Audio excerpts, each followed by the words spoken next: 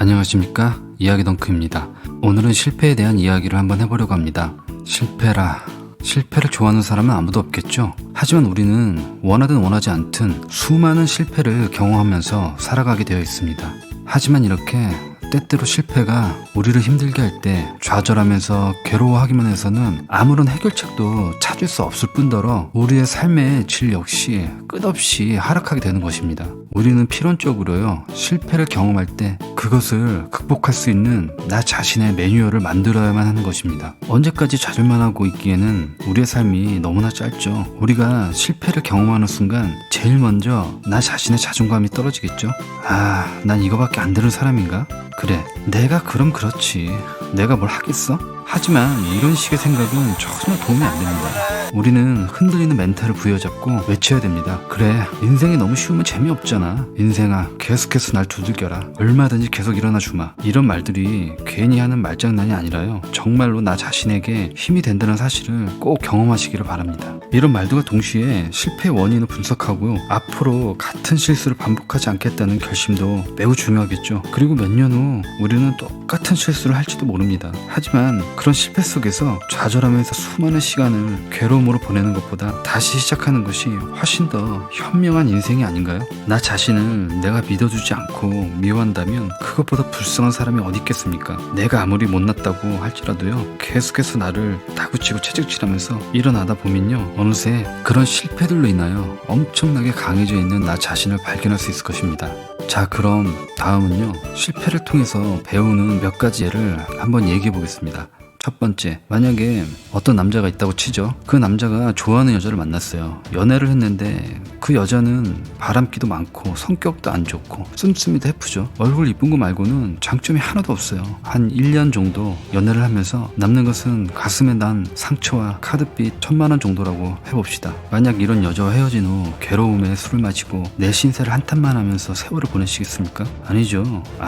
내가 이런 여자를 경험해 보았으니까 앞으로는 얼굴만 보지 말고 인간됨을 먼저 보여야겠구나, 이렇게 생각하면서 또 열심히 일해서 카드빚도 갚고 다시 인생을 시작해야죠. 이 사람은 이런 경험을 통해서 여자 보는 눈이 좋아지고 카드 쓰는 것에 대한 무서움을 깨달은 겁니다. 더 강해진 거죠. 그런데 만약 그 여자를 잊지 못하고 매일같이 술 먹으면서 일도 안 하죠. 그러면서 점점 팽이 되어 간다면 어떨까요? 아마 서너 달만 그렇게 살아도요, 몸은 몸대로 망가지고 카드빚은 더 올라가 있지 않겠습니까? 또 두 번째 예로는요, 만약 기계를 관리하는 어떤 엔지니어가 있다고 생각해봅시다. 평상시 이 사람은 성실하고 실력도 좋아서요, 주변에 평판이 꽤 괜찮은 편이에요. 그런데 평상시 자기가 지속적으로 관리하는 기계가 아닌 다른 기계를 좀 봐달라는 부탁을 받고 차마 거절할 수가 없어서 좀 봐주기는 했지만 마음은 온전히 집중하지 못하고 설렁설렁 기계를 봅니다. 왜냐면 자기가 맡은 메인 기계가 아니니까요. 그러다가 결국 해결을 못하자 다른 사람이 그 원인을 찾아서 그 기계를 고쳤는데 나중에 알고 보니까 자기도 이미 다 알고 있는 내용이었고요. 만약에 조금만 더 내가 신경을 써서 고쳤으면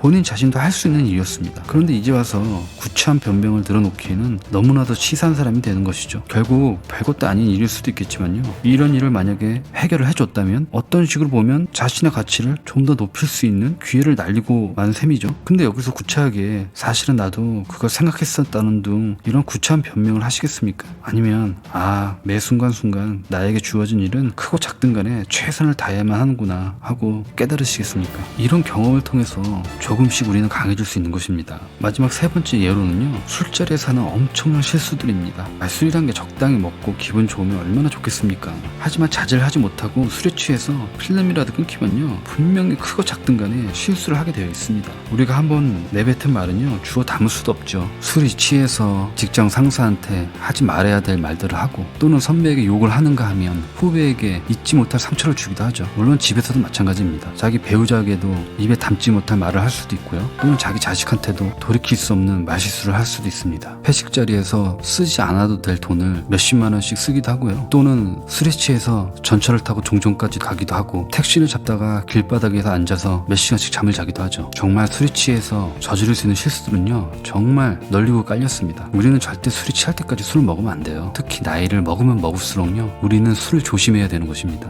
이렇듯 술자리에서 하는 실수로 인하여 인간관계가 깨어지고 심하면 직장에서 징계당하고 진급에도 누락되는 등 엄청난 손실을 겪는 사람은요, 주변에 너무나도 쉽게 볼 수 있습니다. 결국 이런 일을 몇 번 반복하다 보면요, 그냥 저 사람은 저런 사람이구나 하고 낙인이 찍혀버리고 마는데요. 정말 그런 인생을 살고 싶으십니까? 아니면 술을 끊거나 자제하면서 정상적인 사람이 되시겠습니까? 결국 이러한 크고 작은 실패들을 겪고 깨달으면서요, 나 자신이 변화하려고 노력하면서 우리는 점점 더 강해지게 되어 있는 것입니다. 물론 이 이외에도 크게 보면 사업에 실패했거나 결혼에 실패했거나 자식과의 관계가 실패했거나 또는 여러 중요한 시험이나 프로젝트에서 실패하는 등 우리 인생에서 실패란 어느 순간 나에게 찾아올지 정말 모르는 것입니다. 하지만 그러한 실패들을 두려워하고 피하려고만 하지 말고요, 최선을 다해 살면서 그러한 실패가 왔을 때 그것을 이기고 한 단계 더 성장할 수 있는 사람이 되어야만 하지 않을까요? 나이가 50이 되고 60이 돼도요, 아직도 덜 성숙한 어른들은 정말 많이 있어요. 우리는 나 자신의 모습을 정확한 눈으로 판단하면서요,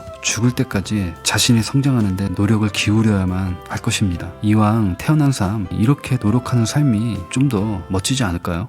지금까지 저의 이야기를 시청해주신 모든 분들께 감사드리고요. 저희 이야기 덩크 채널에서는요, 나이 먹어서도 서로 계속 소통하고 성장할 수 있는 그런 채널이 되었으면 좋겠습니다. 저도 여러분들께 배우겠습니다. 그럼 항상 건강하시고 행복하세요.